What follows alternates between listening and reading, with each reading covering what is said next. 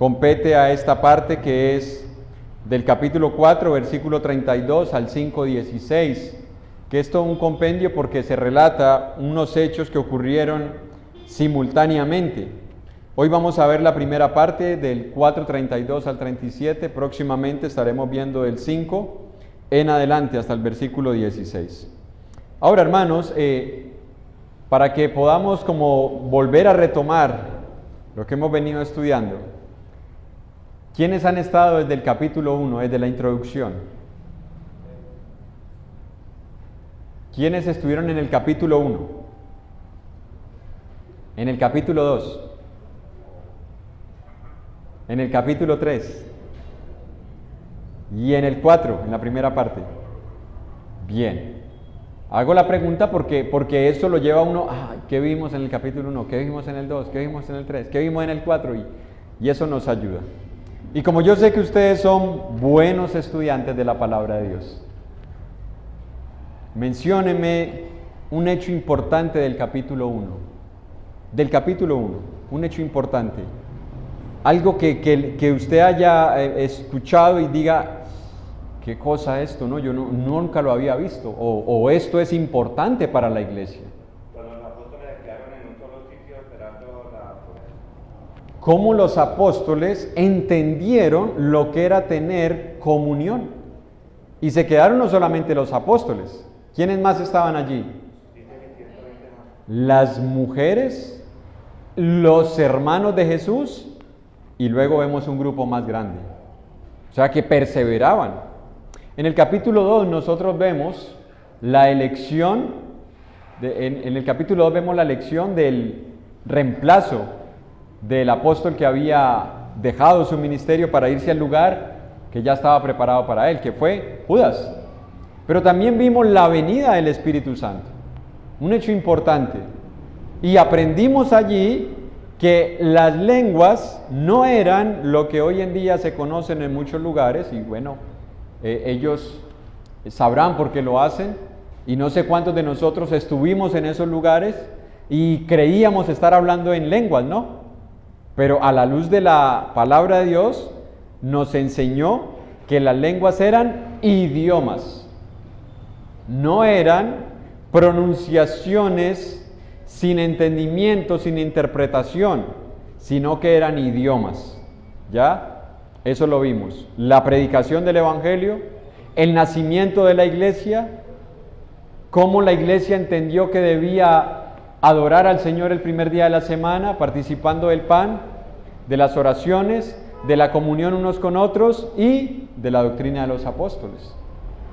En el capítulo 3 que vimos, que ellos seguían fieles en su vida de oración y de comunión, que Pedro y Juan subían juntos a la hora novena de la oración.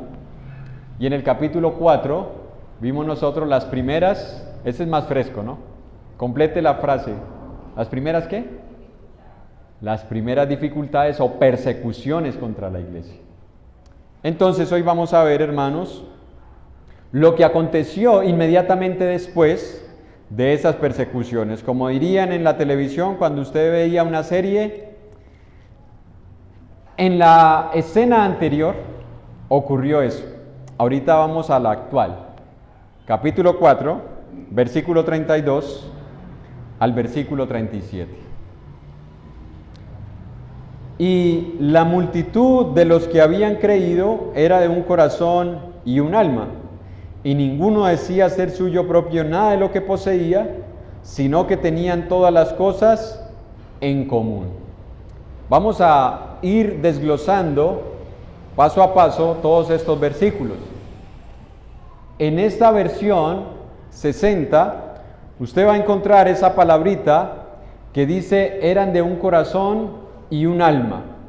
Y por eso esta meditación la he titulado La unidad y comunión de la iglesia son el resultado de la llenura del Espíritu Santo y no de estar juntos solamente. La unidad y la comunión de la iglesia son el resultado de la llenura del Espíritu Santo, no es solamente estar en un solo lugar, porque podemos estar en un solo lugar y no tener unidad y no tener comunión. Eso es como cuando usted ve una familia, está junta, pero no hay buena relación, pero están juntos. Pero no hay buena relación. Un equipo de fútbol. Hay equipos de fútbol donde ellos salen a jugar y ha pasado en muchos lugares y se ha visto de que hay un jugador con el que no se la llevan bien y no le hacen llegar el balón. Y puede ser el mejor opcionado para hacer el gol, no le hacen llegar el balón, porque no hay una buena relación entre ellos. Bueno, hermanos, Dios nos ayude a que nosotros podamos entender que la única manera de tener unidad y comunión es porque estemos llenos del Espíritu Santo. Ahora, hermanos, esa palabrita que aparece allí, un corazón y un alma, la TLA, la traducción del lenguaje actual, la traduce de la siguiente manera: un mismo pensar y un mismo sentir. Usted lo puede ver allí, ahí la proyectamos, así lo traduce la TLA. Y vamos a ver por qué tiene mucha razón en traducirlo de esta manera. Lo primero que debemos ver, hermanos, es que la unidad y la comunión que gozó la iglesia en ese momento no eran otra cosa más que el resultado de una promesa que Jesús había hecho a manera de oración por los discípulos. Váyase un momento, por favor, a Juan capítulo 17, versículo 11, porque después de esto, hermano, nosotros vamos a ver cómo esta unidad y esta comunión se vio amenazada de diferentes maneras. Pero en el Evangelio de Juan, capítulo 17, versículo 11, dice la palabra de Dios: y ya no estoy en el mundo, mas estos están en el mundo, y yo voy a ti. Padre Santo, a los que me has dado, guárdalos en tu nombre. ¿Para qué? Para que sean uno, así como nosotros. Ahora, váyase al versículo 21. Para que todos sean uno, como tú, oh Padre, en mí y yo en ti, que también ellos sean uno en nosotros, para que el mundo crea que tú me enviaste. Entonces aquí lo que nosotros estamos viendo, hermanos, es que esa unidad, esa comunión que comenzó a disfrutar la iglesia en sus inicios, era el resultado de esa obra del Espíritu Santo en los creyentes. Era la obra de Dios en la iglesia. Era Dios obrando a través del Espíritu para que la iglesia tuviera un mismo pensar y un mismo sentir. Ahora, hermanos, esto no quiere decir que no tenían diferencias, porque las habían. Las diferencias siempre van a existir, hermanos. En una familia pueden tener unidad y haber diferencias. Diferencias de gustos en la comida, diferencias de un programa, diferencias en la lectura. Puede que a todos les guste la lectura, pero a uno les gusta un tipo de lectura y a otros otra. Pueden tener unidad en el hecho de gustarles ver televisión juntos, pero a uno le gusta un programa y a otros otro. Puede que les guste salir a comer a la calle, pero tienen diferencias en qué comer en la calle. Uno quiere hamburguesa, el otro quiere chorizo, el otro quiere fritanga, el otro quiere ir a un restaurante chino, ¿sí o no? Les gusta salir, pero hay diferencias. Bueno, en la iglesia no era de otra manera. Había unidad, había comunión, pero habían diferencias. Pero lo que la palabra de Dios, hermanos, nos muestra es que tenían un mismo pensar y un mismo sentir. ¿En qué sentido entonces? Porque si dice que eran de un corazón y un alma, y la TLA dice que eran de un mismo pensar y de un mismo sentir, ¿en qué tenían un mismo pensar y en qué tenían un mismo sentir? Bueno, hermanos, devuélvase en el capítulo 4 al versículo 29. En Hechos, ¿no? Recuerde que estamos estudiando Hechos. Dice: y ahora, Señor, mira sus amenazas y concede a tus siervos que con todo denuedo hablen tu palabra, mientras extiendes tu mano para que se hagan sanidades y señales y prodigios mediante el nombre de tu santo Hijo Jesús. Cuando hubieron orado, el lugar que estaban congregados tembló, y todos fueron llenos del Espíritu Santo y hablaban con denuedo la palabra de Dios. Y note, inmediatamente el 32 dice: y la multitud de los que había creído era un corazón y un alma. ¿En qué tenían un mismo pensar y en qué tenían un mismo sentir? En agradar a Dios. Tenían un mismo sentir en querer agradar a Dios. Tenían un mismo sentir en el predicar el Evangelio. Y tenían un mismo sentir en demostrar el amor por sus semejantes. En eso estaban unidos, hermanos. En eso había comunión en la iglesia. En eso no había diferencias. Todos querían agradar a Dios. Todos entendían que debían predicar el Evangelio. Y todos entendían que debían demostrar amor por sus hermanos. Yo le hago una pregunta a todos. ¿Tenemos un mismo pensar y un mismo sentir en esos tres aspectos? ¿O aquí hay alguien que no quiere agradar a Dios? Levante la mano el que no quiere agradar a Dios. Levante la mano el que entiende que no se debe predicar el Evangelio. Y levante la mano el que crea que no hay que tener amor y ser generoso para con la hermandad. Entonces tenemos un mismo pensar, tenemos un mismo sentir, ¿sí o no? Pero puede que en la hora de practicar esos tres aspectos hayan diferencias. Pero hay unidad, hay comunión. Pensamos igual, sentimos igual, solo que cada uno puede llevarlo a la práctica de una forma diferente. Ahora, esta unidad y esta comunión se vio amenazada por lo que siempre va a amenazar la unidad y la comunión. ¿Qué es lo que amenaza la unidad y la comunión? ¿Qué amenaza la unidad y la comunión de la iglesia? El pecado, hermanos. Pongámosle el apellido que querramos. Pongámosle la extensión que querramos, diciendo que es otra cosa. Pero siempre será el pecado, hermanos. Inmediatamente después de todo esto que se está viviendo, en Hechos capítulo 5, que lo vamos a ver la próxima semana, dice, pero cierto hombre. Ese pero es un contraste. Hay unidad y hay comunión en un mismo pensar, un mismo sentir, pero este hombre ocasionó una división en la forma en la que se estaba practicando el amor hacia la hermandad, pecaminosamente. En Hechos capítulo 6 la iglesia sigue junta, pero hay un pecado de murmuración. Y luego nos vamos en la historia, avanzamos en el tiempo y vemos cómo en la iglesia de Corinto Pablo le dice a los hermanos, os ruego por las misericordias de Dios que todos habléis una misma cosa, que sintáis una misma cosa, porque ya no estaban sintiendo lo mismo. Luego vemos en Hechos capítulo 16 cómo Pablo le dice a los hermanos, les ruego que se fijen en los que causan divisiones entre ustedes. Vemos en Tito capítulo 3 versículo 11, al hombre que cause divisiones después de una y otra amonestación, deséchalo. Vemos cómo la iglesia en Éfeso se quiere dividir. Vemos cómo la iglesia en Galacia, las iglesias en Galacia también están siendo atacadas. Y Pablo dice, falsos hermanos introducidos a escondidas. Esta unidad y esta comunión, hermanos, no se volvió a repetir. Triste y lastimosamente no se volvió a repetir. No se volvió a vivir.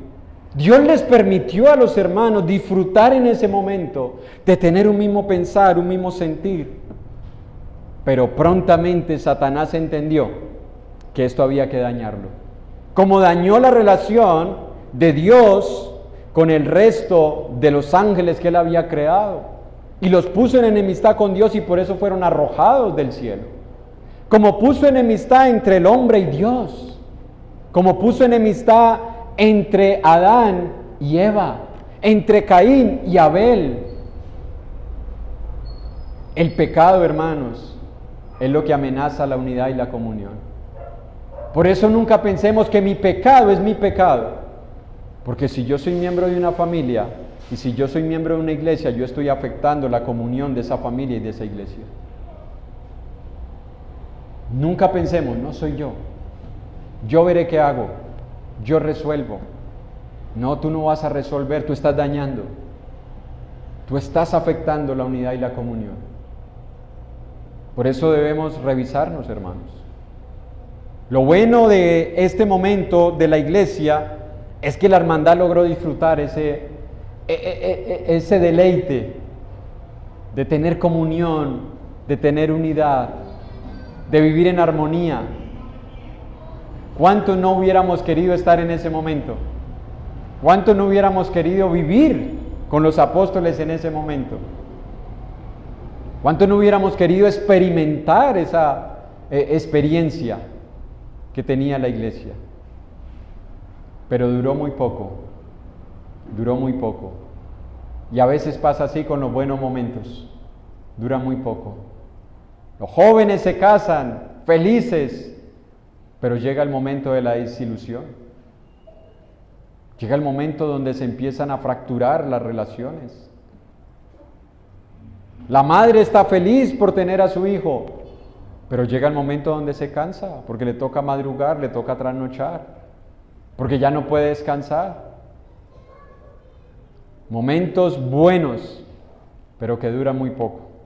Y alguien decía, más vale que aprovechemos esos momentos, porque puede que no se vuelvan a repetir. Cuando tengamos un mismo sentir, un mismo pensar en la familia o con la hermandad, hermano, no estemos pensando, pero esto no va a durar, no, disfrutemos el momento, disfrutémoslo, gocémonos, en vez de convertirnos, como dice el dicho popular, en aves de mal agüero. Decir, eso es ahorita. Bueno, disfrutemos el ahorita. Si van a venir después los tragos amargos, que vengan, pero disfrutemos el ahora. Gocémonos en el ahora, porque eso hizo la iglesia. Ahora, ese mismo sentir y ese mismo pensar lo llevó a practicar cosas que no sé hasta dónde nosotros haríamos en ese tiempo o estaríamos dispuestos a hacer en nuestro tiempo. Váyase nuevamente al versículo 32 de Hechos. Dice, y ninguno decía ser suyo propio nada de lo que poseía, sino que tenían todas las cosas en común. Y con gran poder los apóstoles daban testimonio a la resurrección del Señor Jesús, y abundante gracia era sobre todos ellos. Así que no había entre ellos ningún necesitado, porque todos los que poseían heredades o casas las vendían y traían el precio ¿de qué? De lo vendido. Noten, hermanos, que dice allí que los que tenían posesiones o casas las vendían. Devuélvase en la historia. Con lo que hoy tenemos, con lo que poseemos, ¿cuántos de nosotros estaríamos dispuestos, viviendo en esa época, a haber hecho lo mismo que hicieron estos hermanos? Vender lo que hemos conseguido durante muchos años y con mucho sacrificio. Y decirle a los apóstoles, hermanos, aquí está mi parte. ¿Cuánto lo haríamos ahora? No se asusten, no estamos enseñando que hay que hacerlo. Porque aquí lo que nosotros vemos es un ejemplo de amor, no un mandamiento, hermanos. Aquí hay un ejemplo de amor, no es un mandamiento. Por ningún lado, hermanos, tratamos de imponer o enseñar una doctrina de que, ay, hermanos, miren, ellos vendieron, así que todos ustedes también vamos a vender. Todos nosotros. ¿Qué tiene usted? A ver, declaración de renta, porque ahí es donde uno se da cuenta, ¿no? Vamos a averiguar con su número de cédula a ver qué es lo que tiene. Cuenta bancaria, vehículos a su nombre, predios a su nombre, CDTs. No, aquí no hay un mandamiento, hermanos. Aquí hay un ejemplo de amor de la iglesia, porque tenían un mismo sentir. Había amor, había generosidad. Lo que Lucas nos quiere dar a entender, hermanos, es que a todos estos hermanos que decidieron vender sus casas o heredades, ellos lo hicieron no porque los apóstoles estuvieran chuzándoles por allá. No porque los apóstoles indirectamente un día dijeron, bueno, pero aquí como que la gente no está aportando. Ya sé qué voy a hacer, dijo Pedro. Voy a tirar un sermón. Hermanos, ¿para qué tienes tantas cosas guardadas? Te vas a morir y no te vas a llevar nada. No, Pedro no hizo eso. Pedro predicó el Evangelio. Pedro anunció el Evangelio. Pedro enseñó acerca del amor. Y la iglesia, en respuesta a la voluntad de Dios, se movió a ser generosa. Y aquellos que poseían casas, heredades, que eran excedentes, no donde ellos vivían, sino excedentes, es decir, yo tengo mi propiedad, mi casa, pero tengo algo extra, eso lo vendieron. Porque ellos decían, ¿para qué 3 casas? ¿Para qué 20 camellos? Y vendieron excedentes para ponerlo al servicio de la iglesia, porque veían la necesidad de la hermandad, porque estaban dispuestos a compartir. Ahora, alguien podrá pensar, ay, bueno, yo como tengo una, y yo que ni casa tengo. Pero hermanos, no hay que ser ricos para compartir. No hay que poseer mucho para estar dispuestos a compartir. No hay que tener una buena cuenta con buenos ceros para uno decir, ahorita sí puedo ofrendar más. No debo tener acumulado algo para decir, bueno, si doy este poquito no me va a hacer falta. No. Lo que hay que tener es un mismo pensar y un mismo sentir. Amor y generosidad por la hermandad. Noten lo que dice la palabra de Dios en 2 de Corintios 8. 2 de Corintios, capítulo 8. Versículos del 1 al 4, porque si alguien estaba pensando, ay, ahí le están hablando a los ricos, ahí le están hablando a ese hermano que llega en carro, ahí le están hablando a ese hermano que llega en moto, ese sí tiene, yo como ando en bus, y yo como ando a pie. No, porque la palabra de Dios no se escribió para ricos, la palabra de Dios se escribió para todos. 2 de Corintios 8, del 1 al 4 dice, asimismo, hermanos, les hacemos saber la gracia de Dios que se ha dado a las iglesias de Macedonia, que en grande prueba de tribulación, la abundancia de su gozo y profunda riqueza, amén, la abundancia de su gozo y profunda riqueza, es decir, eran profundamente ricos, ¿sí? ¿Qué dicen sus versiones? Yo como que tengo otra y ya los ojos me fallan.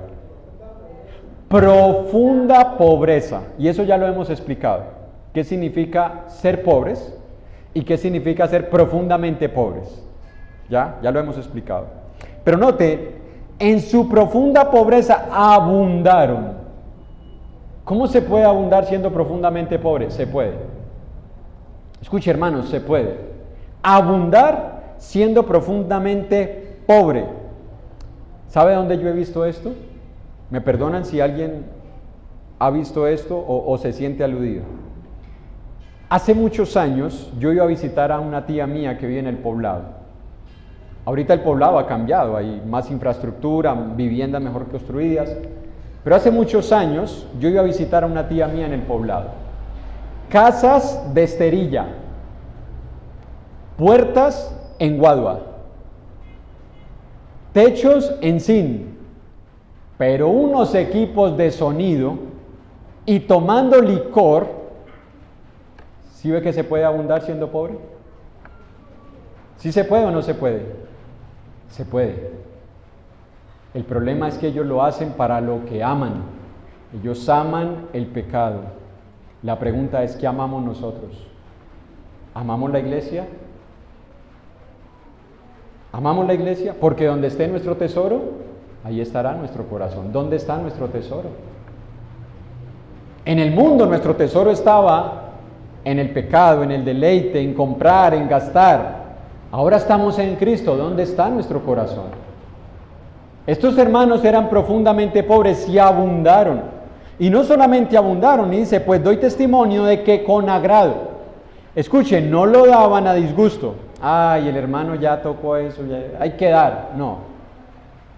Con agrado han dado conforme a sus fuerzas y aún más allá de sus fuerzas. Y es posible que Pablo, por lo que dice el texto, Pablo les haya dicho, no hermanos, ustedes no. Ustedes necesitan, ustedes son hermanos que tienen amor, deseo por dar, pero en la verdad las condiciones de ustedes antes están para ayudar. ¿Sabe cuál fue la respuesta de los hermanos en el versículo 4? Pidiéndonos con muchos ruegos. Pablo les decía, no, ellos decían, hermano, déjame ayudar. Pablo, no, hermano, ustedes necesitan. No, Pablo, yo quiero ayudar. Déjame ayudar, hermano. Déjame dar. No me impidas ser generoso. A veces nosotros impedimos a los hermanos ser generosos. Porque no, antes el hermano necesita, pero si él quiere dar, si él quiere abundar en generosidad, ¿por qué quitarle el deseo de dar? Bueno, la iglesia en el primer siglo practicó eso. Rogaban que les concedieran el deseo de dar. Pedían, Pablo, déjanos ofrendar. Queremos ayudar a nuestros hermanos más necesitados que nosotros. Porque alguien podrá decir, no, hermano, es que yo soy pobre. A mí en el trabajo solamente me pagan el mínimo. No eres pobre, tienes un salario de un mínimo. No, hermano, yo soy pobre, mire, ni para el seguro de la moto. Tienes una moto. No, hermano, yo soy pobre, como salió un senador en estos días, no me alcanza ni para el predial. Tienes una casa. 35 millones y no le alcanza para el predial. Tienes una casa. No, hermano, a mí me toca que ir a trabajar en bicicleta. ¿Tienes trabajo y bicicleta? El profundamente pobre era el que dependía absolutamente de la generosidad de los demás. Dependía absolutamente. La viuda, muy pobre. Eso era un pobre.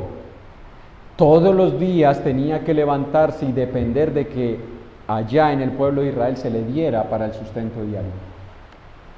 ¿Tú te has levantado así? Sin trabajo, sin dónde vivir, sin saber qué hacer,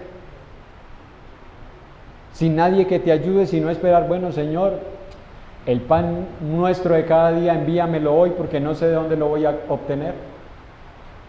Hermanos, estos hermanos eran muy pobres y abundaron en riqueza de su generosidad. ¿Y qué dijo Jesús en Hechos 20:35? Más bienaventurado es que dar. Estos hermanos se sentían felices. Estos hermanos no se sentían tristes a la hora de dar. No se sintieron arrepentidos después de haber dado, se sentían felices. Y los hermanos de Hechos capítulo 4 también. Ahora, dice la Escritura que ellos, los que poseían casas o heredades, las vendían. Todos los que poseían casas o heredades las vendían y lo ponían a los pies de los apóstoles. No dice que toda la iglesia vendió lo que tenía. Dice todos los que. Es decir, no toda la iglesia tenía posesiones. No toda la iglesia tenía heredades. Los que las tenían, ellos fueron los que dieron eso. Ahora, nosotros no debemos enseñar que todos deben aportar por partes iguales. Hermano, para que haya unidad, todos vamos a dar igualito. No, porque lo que para uno lo es todo, para otro es simplemente una parte. Voy a colocarle un ejemplo. ¿Cuántos de los que están aquí, no le vaya a levantar la mano, no quiero nada de eso, pero cuántos de los que están aquí, si hoy se pidiera recoger una ofrenda, aparte de la ofrenda, de 50,000 pesos, hermanos, cada uno 50,000 pesos. ¿Cuántos estarían pensando? 50,000, eso es lo que me queda para la semana. Otro podría decir, bueno, 50,000, sí, está bien, yo hasta 200,000 podría dar. Porque lo que para unos es todo, para otros es simplemente una parte. La iglesia nunca enseñó que todos tenían que dar igual. Lo que la iglesia enseñó es que cada uno debía dar según haya prosperado. La prosperidad de uno no es la misma prosperidad de otro. ¿Eso no nos enseña 1 Corintios 16:2? Cada uno según haya prosperado. Ahora, váyase a Éxodo capítulo 35, que lo citaba nuestro hermano Juan Carlos, días atrás, cuando se hacía una invitación a la iglesia a participar con algunas adecuaciones y la remodelación, que por cierto, ya en estos días les pasamos nuevamente la lista de otras cositas que se van a necesitar para que los que deseen y puedan aporten. Pero en Éxodo capítulo 35, versículo 20 al 29, escuche, Y salió toda la congregación de los hijos de Israel de delante de Moisés, y vino todo varón a quien su corazón estimuló, y todo aquel a quien su espíritu le dio voluntad, con ofrenda a Jehová para la obra del tabernáculo de reunión, y para toda su obra, y para las sagradas vestiduras.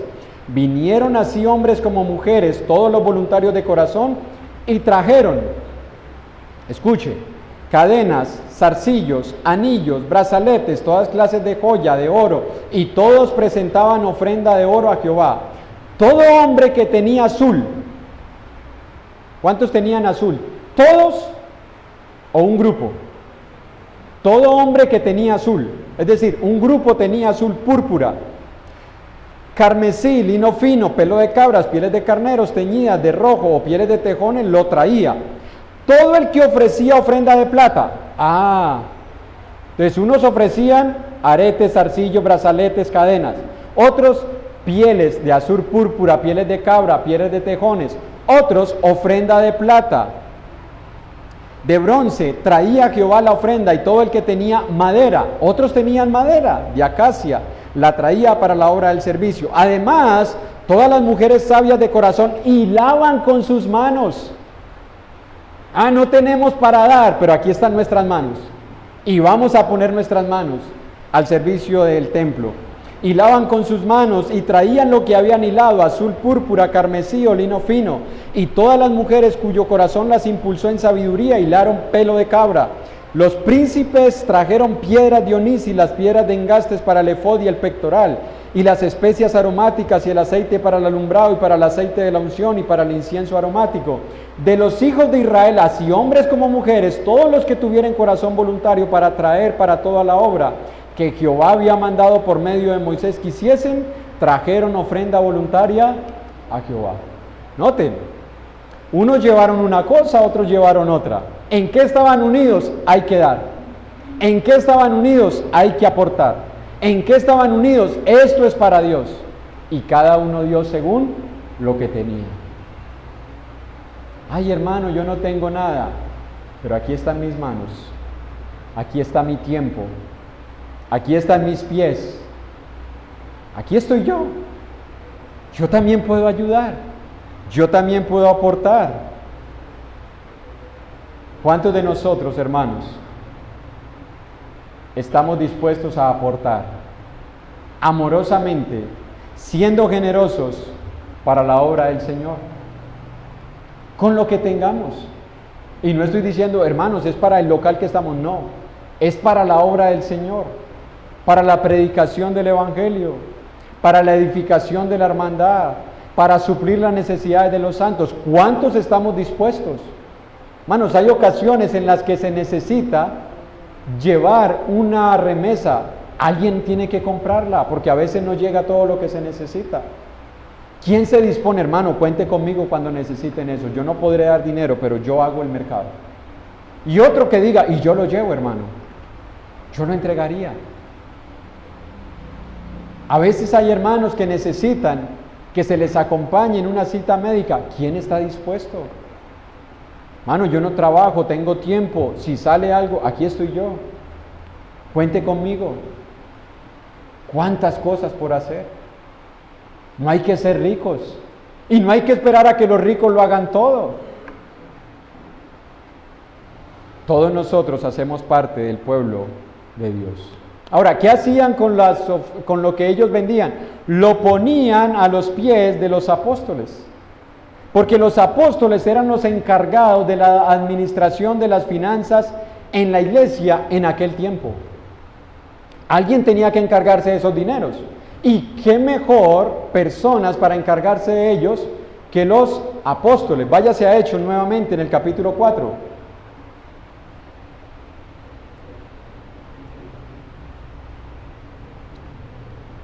Dice el versículo 35. Y lo ponían a los pies de los apóstoles y se repartía a cada uno según su necesidad. Y lo ponían a los pies de los apóstoles, no es que se lo tiraban a los pies, ¿no? No vaya a pensar eso. Ahí están los apóstoles, ahí va mi ofrenda y se la tiro ahí, no. Lo ponían a los pies, es una frase, ustedes dispongan. Ustedes deciden qué se hará con la ofrenda, hermanos. Y ese principio no ha cambiado, hermanos. Una vez yo doy mi ofrenda, deja de ser mi dinero. Ahora es de la iglesia. Ese dinero ya no es mío. Ese dinero ahora le pertenece a Dios. Ahora pasa a ser parte de las finanzas de la iglesia y se debe administrar según la voluntad de Dios, no como yo quiero. No, hermano, yo doy esto, pero quiero que se haga esto. No, tú lo das, lo dejas en manos de la iglesia, tú puedes sugerir, viendo una necesidad, pero debes permitir que aquellos a quienes Dios ha puesto para administrar esas finanzas, lo hagan. De ahí la necesidad de las cualidades espirituales de los diáconos. Por eso es que se requieren cualidades espirituales. Que no sea una persona emocionalista, que tenga dominio propio, que sea una persona sabia, no simplemente alguien que sabe de números, sino sabio según Dios. Que sea una persona que no ame el dinero, no sea que empiece a poner ahí gastos que no corresponden y a echarlos para la cuenta de él. Que sea una persona fiel, que sea una persona dispuesta, que a la hora que se necesite disponer de los dineros, esos hermanos estén ahí dispuestos. Yo recuerdo hace muchos años, cuando nos reuníamos en la Floresta, los hermanos encargados no fueron, algunos de ellos, y quedó la ofrenda. Yo estaba comenzando a acompañar a los hermanos en el servicio, me conocían por un hermano que me conocía de hace muchos años, así que había dado buenas recomendaciones acerca de mí, y se recogió la ofrenda. Eso fue en el año 2002, creo. Se recogió la ofrenda y, hermanos, ¿y quién se va a llevar la ofrenda? Y no, yo no sé. Llévesela usted, hermano. Y yo, no, hermano, yo no. Sí, llévesela usted. No, hermano, yo no me voy a llevar. Llévesela usted, que yo estoy seguro que usted no se la va a robar. Bueno, la contaron, apuntaron y me la entregaron. Después andaban los hermanos preocupados porque yo tenía la ofrenda. Yo le dije, hermano, aquí está la ofrenda. Mire, yo ni quería llevármela. Y un hermano me dio un sabio consejo. A su manera. Cuando tú no estés seguro de hacer algo, no lo hagas. Si tú no estabas seguro de llevarte esa ofrenda, no te la hubieras llevado. Para evitar eso. Si yo no estoy seguro de lo que estoy haciendo y dónde lo estoy haciendo, no debería hacerlo. Si yo no estoy completamente seguro que lo que estoy haciendo está siendo guiado por Dios, no debería de hacerlo. Y la administración de las ofrendas es una responsabilidad muy grande. Porque no es el dinero suyo y mío, hermanos, es el dinero de Dios. Escuche, eso es el dinero de Dios. Y eso exige sabiduría, dominio propio, fidelidad, honestidad, integridad, sinceridad.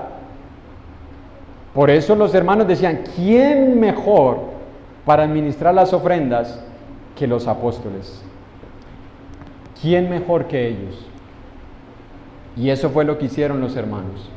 En Hechos capítulo 11, versículo 30, luego vemos que después, cuando ya la iglesia tiene ancianos, ahora son los ancianos los que van a administrar estas ofrendas. Hechos 11:30 dice, se está hablando de recoger una ayuda que iban a enviar para estos hermanos y dice, bueno, el versículo 29, entonces los discípulos, cada uno conforme a lo que tenía, determinaron enviar socorro a los hermanos que habitaban en Judea, lo cual en efecto hicieron, enviándolo, ¿a quién? A los ancianos por mano de Bernabé y Saulo. Y aquí ya aparece Bernabé, que lo vamos a ver en unos momentos. Primero fueron los apóstoles, no hay ancianos. Ahora ya hay ancianos. ¿Quiénes son los encargados de recibir y administrar esas ofrendas? Los ancianos. Ellos se encargaban de administrar estas ofrendas. Ahora, los que las distribuían eran los diáconos. A ellos se les encargó. Por eso es que vemos en Hechos capítulo 6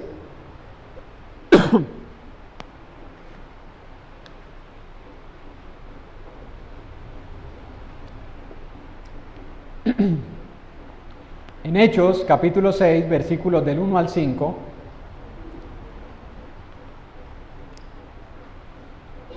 si usted recuerda la historia de Hechos 6, ocurría algo. Había una desatención de las viudas griegas. ¿Ya? Es decir, diariamente se les daba para su necesidad el alimento. Había una desatención, así que los hermanos decían, bueno, aquí hay que hacer algo. Entonces estaban queriendo culpar a los apóstoles porque ellos eran los encargados de tener esos dineros allí, y entonces, bueno, ustedes son los responsables. ¿Qué dijeron los hermanos? No, vamos a buscar una solución a esto. Y la primera vez en donde aparecen ahora los diáconos, Hechos capítulo 6, se escogieron a hombres que se iban a encargar de distribuir. Escuche, ellos se iban a encargar de la distribución diaria. La administración es una cosa, la administración es otra. La administración estaba en manos de los ancianos y apóstoles. La ministración fue delegada a otro grupo de hermanos. Entonces en Hechos 6, los apóstoles dicen, busquen pues hermanos entre ustedes, porque es muy fácil encontrar los problemas, ¿sí o no? Pero dar soluciones, bueno, Pablo dijo, ustedes saben cuál es el problema, den las soluciones.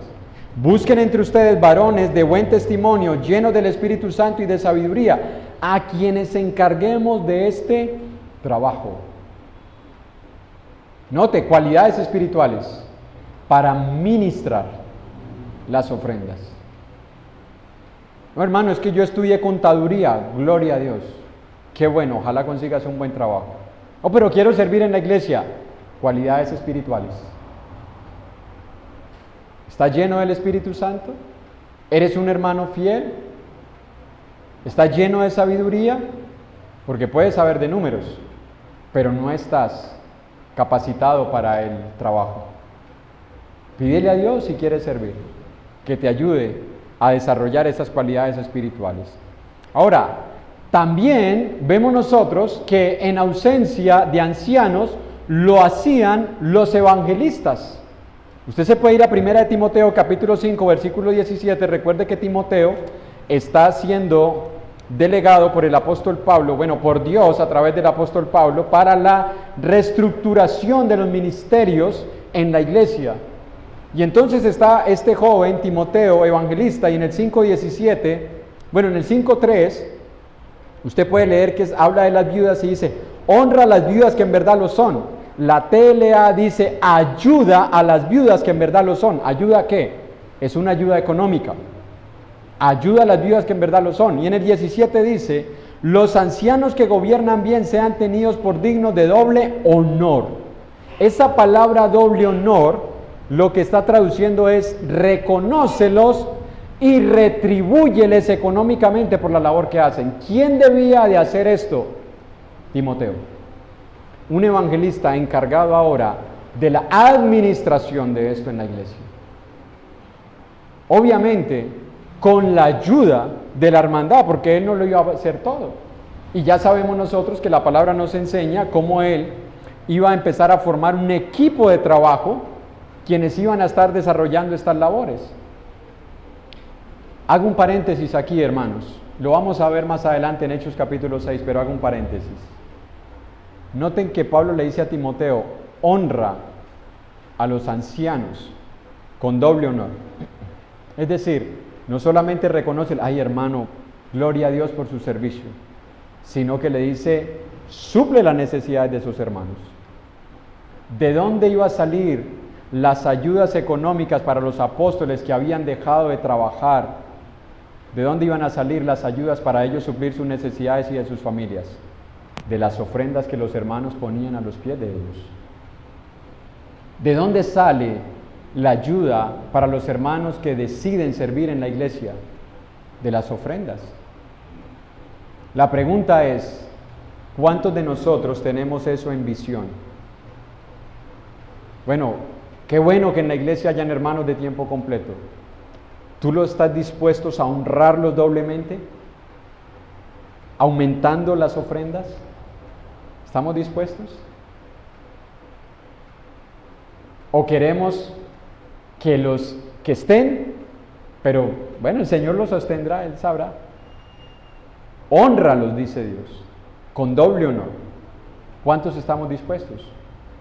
Y me siento incómodo diciendo esto porque alguien pensará, está sugestionando, él está allanando el terreno. De ninguna manera, hermanos, de ninguna manera. Pero hay que enseñar lo que hay que enseñar y hay que decir lo que hay que decir. Pedro dejó las redes, Mateo dejó la mesa de los tributos para dedicarse de tiempo completo a la obra. Debían de ser sostenidos para poder cuidar de las almas, para poder cuidar de la iglesia. Ahora, aquí en esta congregación, hermanos, y sé que en muchos otros lugares hay hermanos encargados de las finanzas. ¿Cuál es nuestro deber?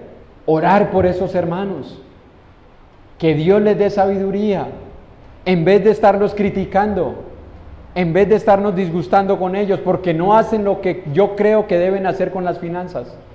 Es que los hermanos están administrando mal, oremos por ellos. Y si tú estás viendo pecado en la administración de las finanzas, acércate a esos hermanos. Y si tú estás viendo que no las están administrando bien, acércate y hazles ver dónde están cometiendo el error. Pero hay que permitir que ellos hagan esa labor, si Dios los ha puesto en ese lugar. Oremos más bien por ellos. Pidámosle a Dios que les dé sabiduría para que lo hagan conforme a la voluntad de Dios. Ahora, dice la palabra, y no había ningún necesitado entre ellos. Note la frase, ningún necesitado, no es la misma frase, ningún pobre. ¿O qué versión hay que diga que no había ningún pobre?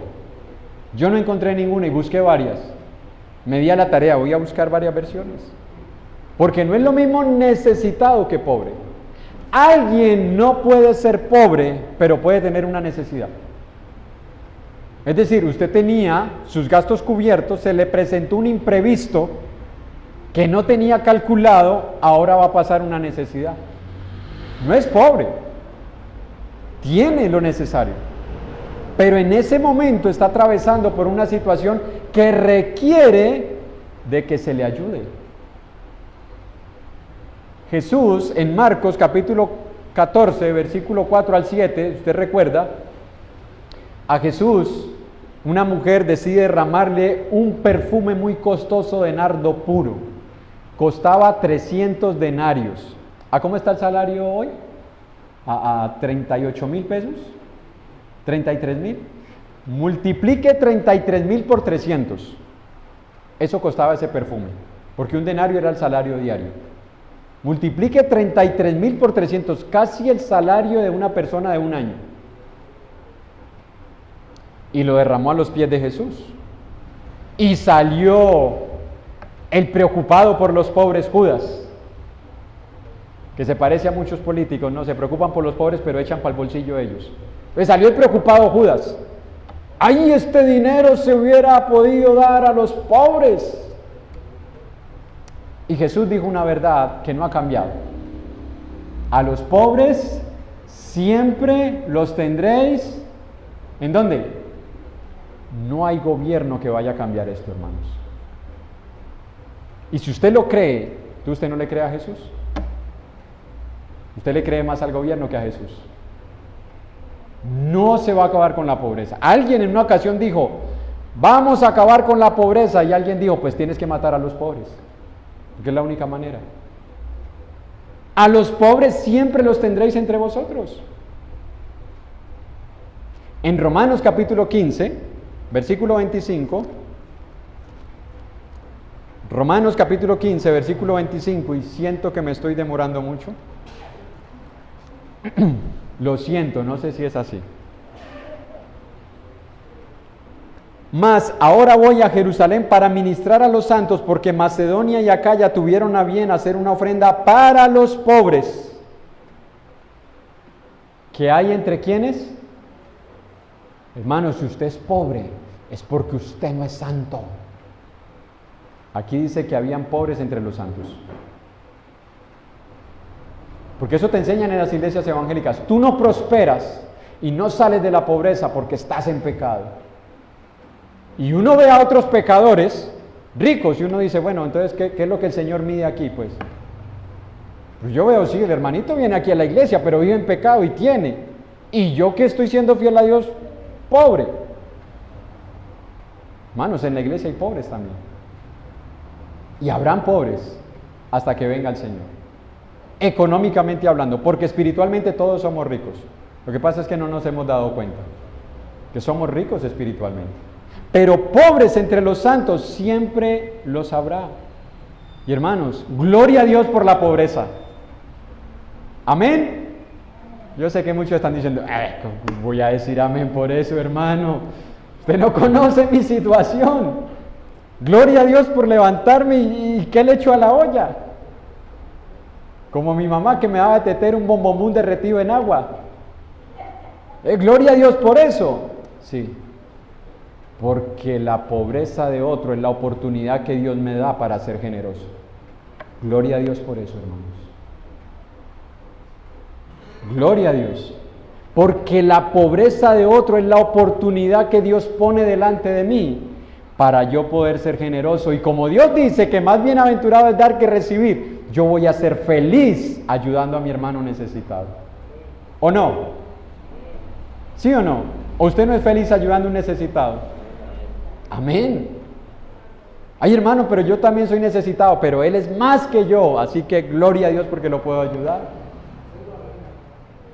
Esa es la forma en la que nosotros podemos, hermanos, demostrar nuestro amor para los hermanos. En 2 Corintios 8:13,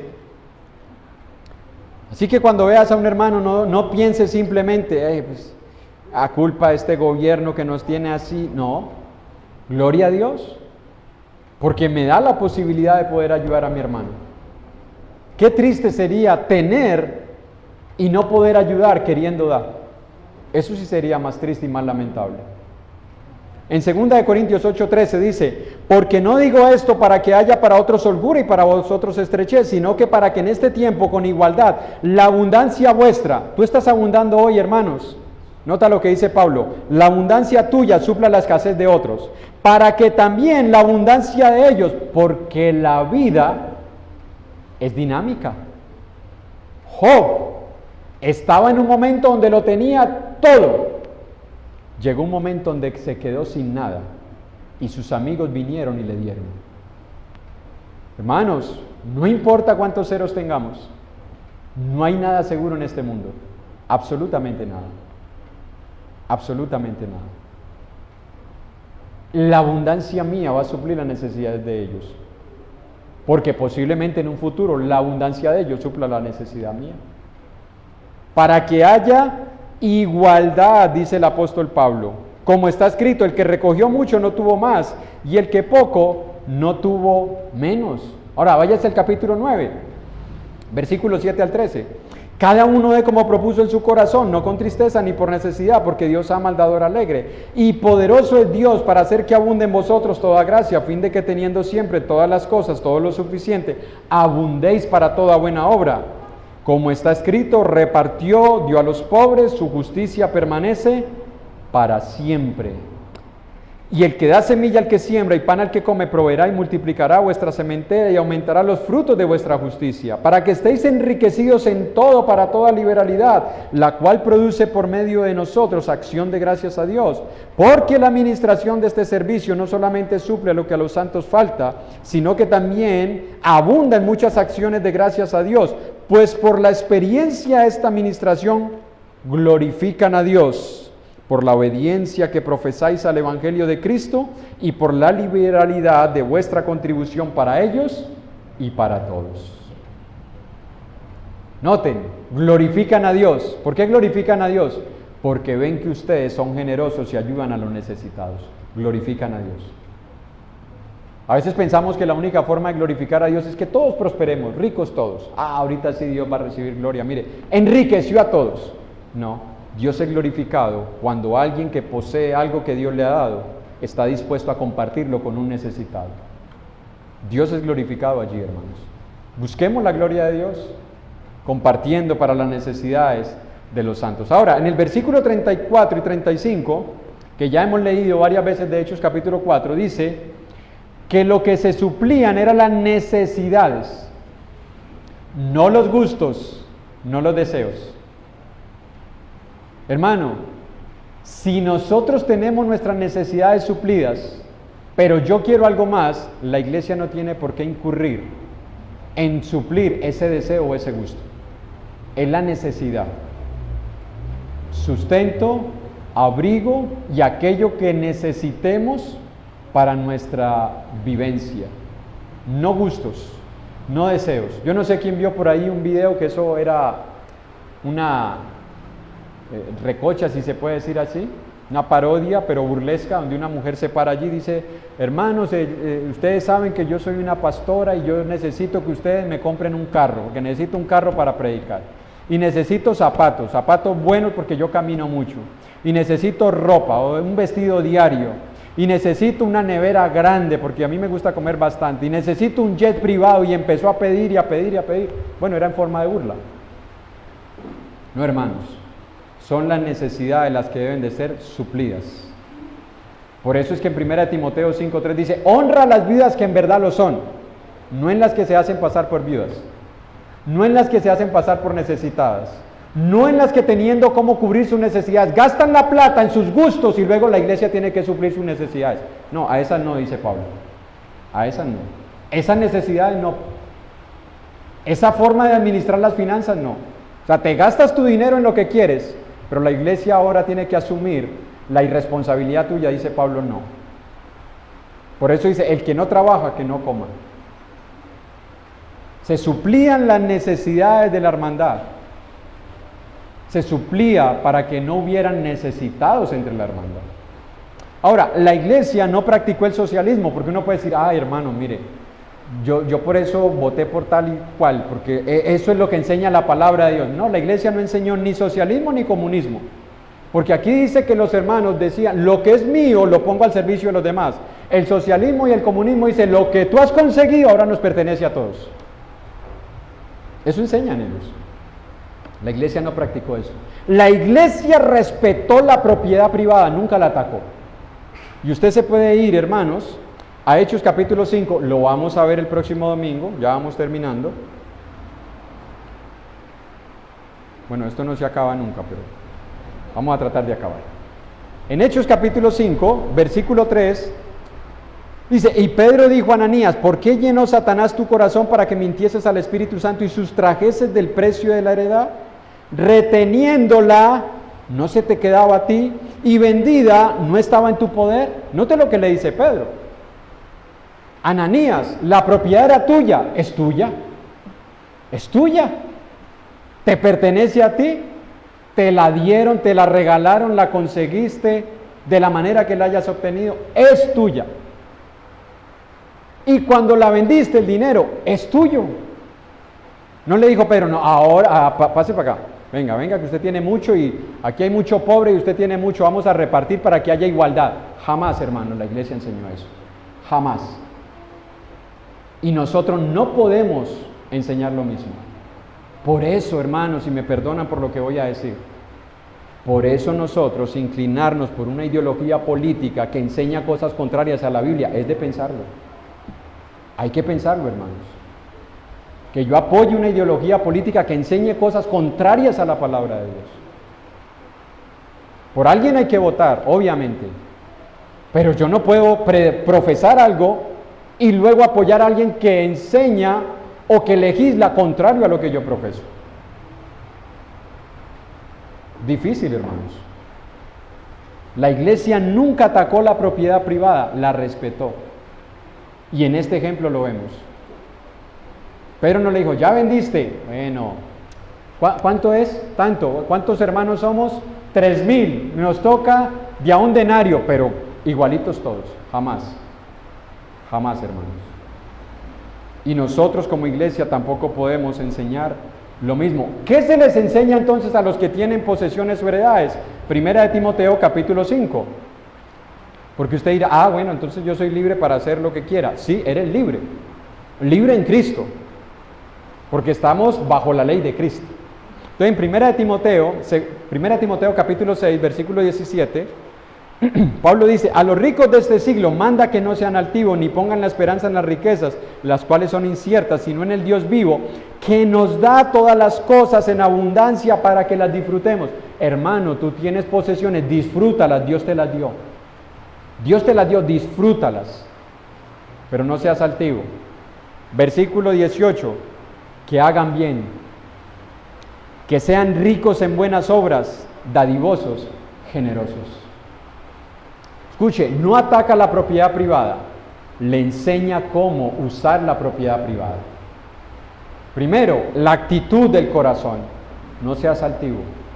No pongas tu esperanza en lo que tienes, ponla en Dios, porque Él te la dio y Él si quiere te la pide también. Segundo, mándales que sean ricos en buenas obras, generosos y dadivosos. Eso enseña la palabra de Dios. Nunca le enseña a los ricos de este mundo, mándalos a vender todo, que hay que repartir eso. Porque es que necesitamos una sociedad igualitaria. Nunca. Jamás la Biblia ha enseñado eso, por ningún lado. Si usted se va a la repartición de las tierras, a unos les tocaron unas tierras muy buenas y a otros les tocaron unas tierras regulares. Pero fue lo que Dios ordenó y así se repartieron. Y así tuvieron que aprender a convivir con ellas. Así tuvieron que administrarlas. Ahora, versículo 36 y 37 para ir terminando. Ya vamos a ir terminando. Anímese. Ya vamos a terminar. Yo veo algunos y no sé si están preocupados, cansados o aburridos. No sé. Veo muy pocos felices, pero otros los veo, no sé si asustados, otros cansados y es normal. Y si usted desayunó, más cansado, porque según la ciencia dice que el 60% del cuerpo después de comer, todas las energías se van a poder digerir los alimentos. El 20% está por allá adormecido y solamente cuento con un 20% de su atención. Así que con ese 20% voy a tratar de que algo de la palabra de Dios se quede. Verso 36 y 37 dice, entonces José, a quien los apóstoles pusieron por sobrenombre Bernabé, que traducido es hijo de consolación, levita, natural de Chipre, como tenía una heredad, la vendió y trajo el precio y lo puso a los pies, otra vez, ¿de quién? Nuevamente, hermanos, se respetaba el orden en la iglesia. No es, yo con mi ofrenda, yo la doy a quien quiera. Si tú eres bíblico, no pensarías así. Si tú dices que usas la Biblia, no pensarías así. No, es como decía alguien, yo para llevarla a una iglesia la veo a una fundación. Bueno, si tú sabes que en esa iglesia se la roban, no la lleves, yo tampoco la llevaría. Pero si tú sabes que en esa iglesia la ofrenda se trata de utilizar según la voluntad de Dios para glorificar a Dios y suplir las necesidades, más nos vale ser obedientes. Si realmente queremos agradar a Dios. Ahora, si a ti no te importa, bueno, síguela administrando como tú quieras. A Dios le vas a tener que dar cuentas. El problema es que muchas veces no se las damos allá, comenzamos a darle cuentas desde acá. Alguien dirá, no, ya yo cuadro con el Señor. No, a veces desde acá el Señor nos pide cuentas. Así que más vale que nosotros aprendamos cómo se administran las ofrendas. Dice que José, a quien los apóstoles le colocaron Bernabé, él se llamaba José. Era un nombre muy común en la cultura europea, en esa parte de Europa, porque él era de Chipre y Chipre viene a ser parte de Europa. Y le colocaron Bernabé, que la palabra Bernabé significa hijo de consolación. Le colocaron en el griego Paracletos, así le decía, Paracleto, venga. Bonito apodo, ¿no? ¿A usted le gustaría que le dijeran así? El hermano Paracleto. ¿Quién es ese? La hermana Paracleta, hija de consolación. Un bonito nombre cuando vemos el significado. Ahora dice que él era un levita natural de Chipre, es decir, familia levita de él, se había ido a vivir a Chipre y allá había nacido él. Este hombre fue muy importante para la iglesia, no solo en Jerusalén, sino en la iglesia cuando comenzó en Antioquía. Él fue, en Hechos capítulo 11, el que buscó a Pablo, a Saulo, para llevarlo a la iglesia de Antioquía. Y la característica de este hombre era que era un hombre de consolación. ¿Qué significa consolación? No era que se iba para los velorios. No, él no se iba para los velorios. Consolación es que él veía hermanos afligidos y tenía de parte de Dios el don de acercarse a ellos, porque no todos tienen ese don. Quisiéramos todos tenerlo, pero hay unos que hacen más daño que bien. Hay unos que se acercan a alguien, en vez de animarlo, lo desanima más. Una hermana tiene un problema con el esposo. Ay, eso no es nada. Usted viera el mío como es. Un hermano con una enfermedad, lidiando con, eso no es nada. Yo tenía un tío que a los 3 días se murió.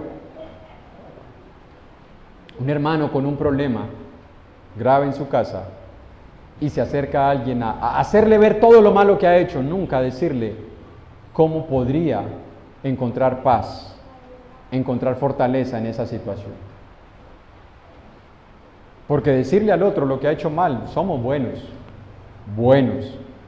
pero acercarse para consolar hace falta bastante entre nosotros. Bueno, Bernabé era un hombre de consolación, así se le reconoció.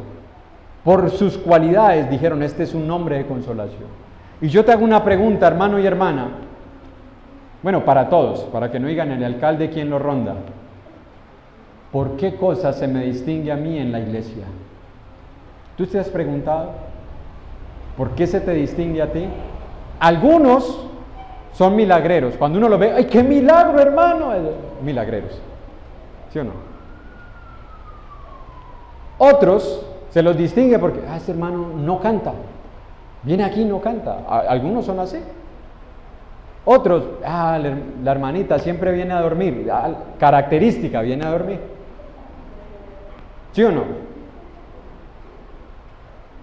Característica, llega tarde. Oiga, no puede llegar temprano. ¿Será que al cielo llegará tarde también o qué? Como que va a llegar tarde al cielo el Señor. ¿No ha llegado por allá fulano? No, no ha llegado. Se le varó la nube. Pero en serio, hermanos, en serio, ¿por qué cosas creen que nos caracterizamos en la iglesia? ¿Qué es lo que la iglesia ve en nosotros? ¿Tú te has propuesto algo en el Señor de decir, yo quisiera que cuando yo muera se me reconozca por esta cualidad espiritual, no por otra?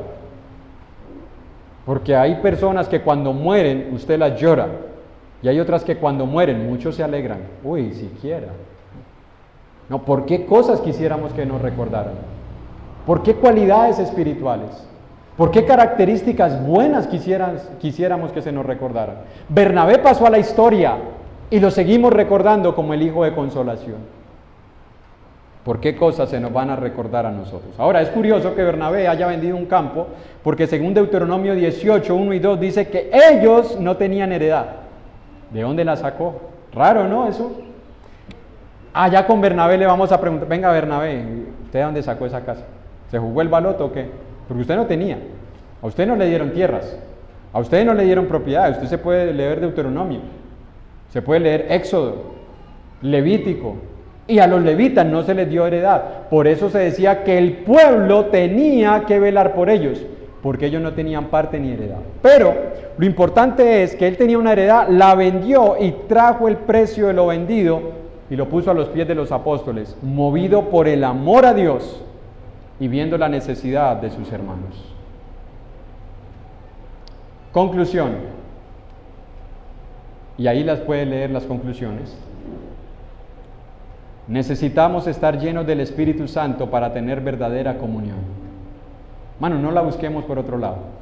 La podemos buscar diciendo, vamos a venirnos vestidos todos de rojo. Y otro día de verde para que haya Cali América, ¿no? Vamos a venirnos vestidos todos de blanco, porque el blanco es señal de pureza y eso cambia los ambientes y eso hace que se vea. No. Necesitamos estar llenos del Espíritu Santo, hermanos, para tener verdadera comunión. Segundo, no tenemos que ser ricos o poseer una casa para venderla. Podemos dar de lo que tenemos. Pedro y Juan subieron al templo. El mendigo, señores, extendió la mano. Como usted salga de aquí para adelante y verás que les tienden la mano varios. ¿Qué le dijo Pedro y Juan? Se volteó la túnica, sacó el bolsillo y dijo, vea, ni plata ni oro, pero lo que tengo te doy. ¿Qué tenemos nosotros para dar, hermanos? ¿Qué tenemos para dar? ¿Tú tienes amor? ¿Tú tienes paz? ¿Tú tienes generosidad? ¿Tú tienes misericordia? ¿Tú tienes palabras de consuelo? La característica más sobresaliente de Bernabé no fue que dio dinero. Eso no fue lo más sobresaliente de Bernabé. La característica más sobresaliente de Bernabé era que consolaba, animaba, estimulaba, exhortaba y también confrontaba. Porque cuando Pablo dijo, no llevamos a Marcos, Bernabé dijo, lo vamos a llevar. No estoy de acuerdo contigo. Bernabé, hermanos. Y al final tomaron decisiones y se apartaron cada uno.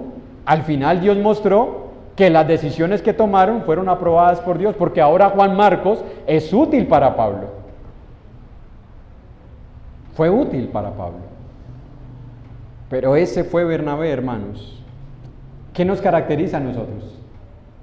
¿Qué te caracteriza a ti? A ti te lo han dicho, a mí me lo han dicho. A mí en estos días me dijeron, uy, usted mantiene con esa cara de serio. Bueno, de enojado. Yo le dije, bueno, lástima, no me la puedo cambiar. Me voy a ir a Estados Unidos a ver si me hacen contracara. Pero eso me dijeron, usted mantiene con esa cara de enojado. Aunque no esté enojado, a veces estoy serio, a veces estoy concentrado, pero me caracteriza eso. ¿Qué te caracteriza a ti? ¿Te lo han dicho? Ay, usted siempre es así, usted siempre hace esto, usted siempre... ¿Qué nos caracteriza a nosotros? Y tercero, hermanos, para reflexionar, ¿estoy dañando la comunión en la iglesia con mi pecado? Escuche, hermanos, ¿estoy dañando la comunión en la iglesia con mi pecado? ¿Nos hemos hecho esa pregunta? ¿Mi pecado es la causa de que no haya una mejor comunión y unidad en la iglesia? Segunda reflexión, ¿veo la vida cristiana como Dios la ve, con los lentes de Dios? ¿Estoy pensando lo mismo que mis hermanos en cuanto al pecado, la generosidad y el amor por las almas que están perdidas? ¿Estoy pensando igual? ¿Veo el pecado como Dios ve el pecado? ¿Veo la necesidad de predicar el Evangelio como Dios ve la necesidad de predicar el Evangelio? ¿Veo la necesidad de ser generoso como lo vio la iglesia en el primer siglo? ¿Qué tenemos para dar? ¿Qué tienes tú? ¿Tú te has hecho la pregunta, hermano y hermana? Bueno, ¿yo qué tengo para dar? ¿Qué puedo yo dar? En mi casa y en la iglesia, ¿qué podemos dar? Hagámonos esa pregunta y cuando encontremos la respuesta, no escatimemos esfuerzo para entregarlo, para darlo, porque se necesitan muchos Bernabés. Y vamos a ver que Ananías y Zafiras sobran. Aquellos que vendan y traigan engañando sobran. Pero Bernabés se necesitan en la iglesia. ¿Quieres tú ser uno? Por eso decía, ¿te gustaría que te llamáramos Paracleta o Paracleto? Porque eso es Bernabé. ¿Queremos ser hijos de consolación? Porque se necesitan, hermanos. Dios les bendiga.